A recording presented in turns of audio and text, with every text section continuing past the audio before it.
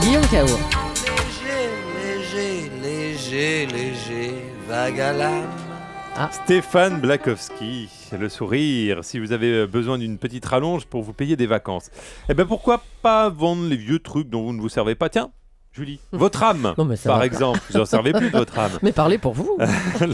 L'an dernier, par exemple, 7500 Britanniques ont signé un contrat pour vendre leur âme sur Internet. Ils l'ont vendu comment? Sur eBay, Stéphane? Ah bah non, Guillaume, sur eBay, c'est pas possible de vendre son âme. Si vous voulez par exemple revendre la yaourtière que Tata Christiane vous Oui. faire à Noël, ça, no problemo. Fallait En pas le dire. revanche... Pardon? Fallait pas le dire. Ah non, Elle va non, mal bah, le prendre. Tata Christiane n'est pas levée à cette heure-là, enfin, rigoler. Bon, en plus, elle écoute RTL, je crois.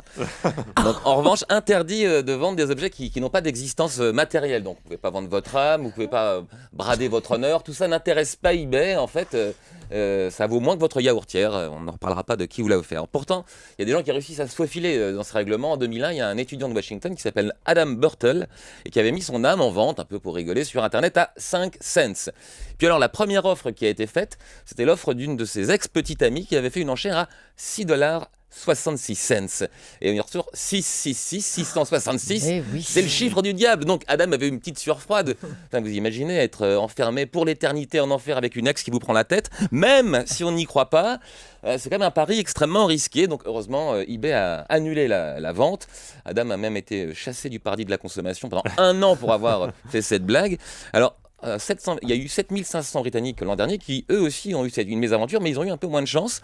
Ils ont reçu un mail, chacun, l'an dernier, qui leur annonçait que leur âme immortelle avait été vendue à une société en ligne. Alors, aucun d'eux ne se souvenait d'avoir vendu son âme à qui que ce soit.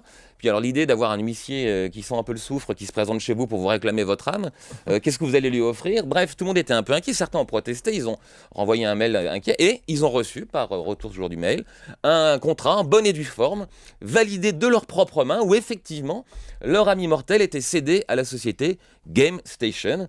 Et donc, ce qui les a sauvés, c'est que c'est un contrat daté du 1er avril. Donc cette société qui s'appelle GameStation vend des jeux vidéo en ligne. Et dans le contrat daté du 1er avril, elle avait rajouté une clause spéciale où celui qui signait le contrat s'engageait à céder son âme pour toujours à la société.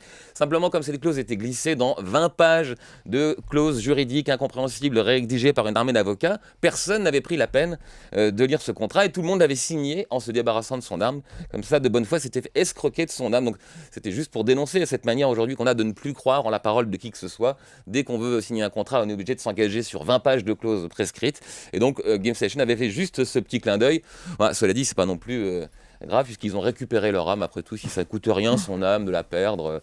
Et en même temps, bon, je sais pas. Peut-être que les choses qui n'ont pas de prix, c'est peut-être plus précieux, je sais pas. Combien j'ai pour la vôtre?